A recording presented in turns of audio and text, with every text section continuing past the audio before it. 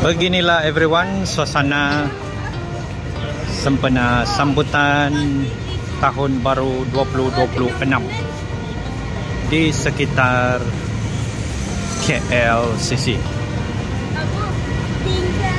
Jadi di luar bangunan Avenue K ini betul-betul sangat cantik, dihiasi dengan lampu-lampu, decoration,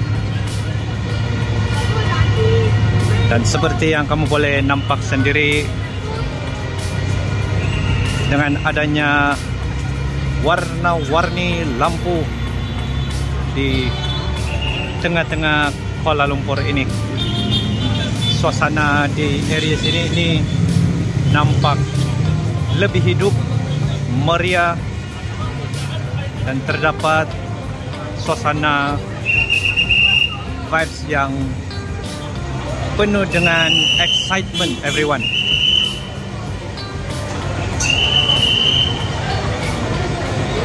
Jadi inilah dia everyone, suasana kemeriahan di KLCC.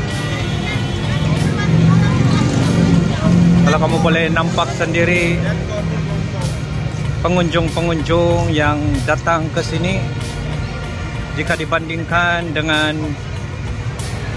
sebelum ini, sempena sambutan New Year nampaknya lebih ramai daripada biasa lah everyone. Betul-betul sangat ramai everyone. Ramai yang sangat excited untuk countdown tahun baru di KLCC.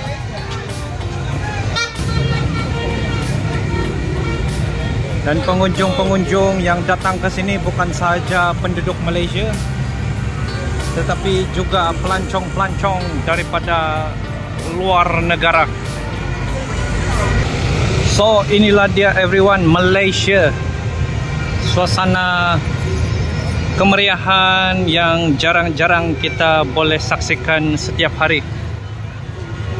Jadi kemeriahan ni cuma kita boleh lihat sekali dalam satu tahun.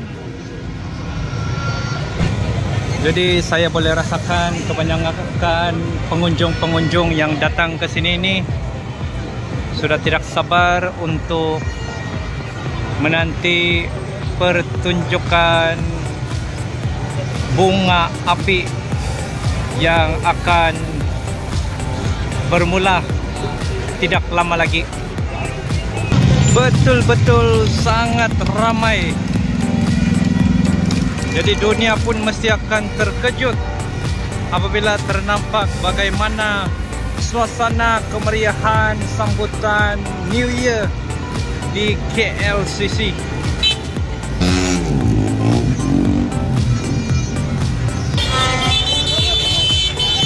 So inilah dia Malaysia everyone.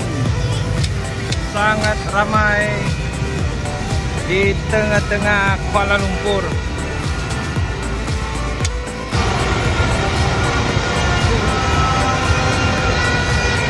Betul-betul next level of New Year Eve yang hanya terdapat di KLCC everyone.